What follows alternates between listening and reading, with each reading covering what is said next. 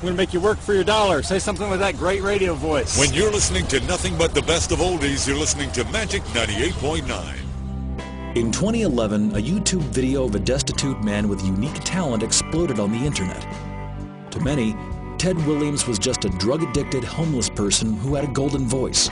I was a functional alcoholic at that point, I thought. And alcohol has always been a part of my life. Was it the drugs then that took you down? Yes, ma'am. Yeah. I started snorting cocaine, and then I started smoking it, the crack and all of that. My life just went to the pits. I was at the homeless shelters in Columbus. But to Kraft Foods, he was a man who just needed a second chance. But rather than just helping him with a handout, Kraft decided to give Ted Williams something much more important: a job. Now I'm the official voice of Kraft Macaroni and Cheese. It was Kraft's belief that making Ted the voiceover for their flagship product, Kraft Macaroni and Cheese, would bring massive attention to Kraft Foods' effort to help end hunger. Now I'm more appreciative of life. I'm not taking it for granted, and I am thanking the Lord every day. Within 2 days of the video going viral, Ted Williams was signed by Kraft to be the voice of the successful You Know You Love It campaign.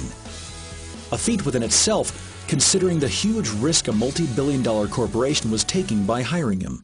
Kraft Homestyle Macaroni and Cheese. Cheesy noodles topped with golden brown breadcrumbs. That following Saturday, Ted's first commercial debuted in the Kraft-sponsored college football game, Huddle to Fight Hunger. From that moment, Ted's life started to change for the better. You are this sensation, and people can't get enough of you right now. The man with the golden voice. You were panhandling 2 days ago, 3 days ago. Yes. On the streets of Columbus, Ohio. Yes. You're in New York City now, and you're on national television. Isn't that something? And becoming the voice of Mac and Cheese gave him the national platform to help other homeless people. And even when Ted twice fell back into drug addiction months later, the weight of the world was on my shoulders. Kraft stood by him, never once pulling an ad or replacing his voice. Today, Ted has a new fiancée, owns his own home, and continues his role as a major spokesperson for the Kraft company. You know you love it.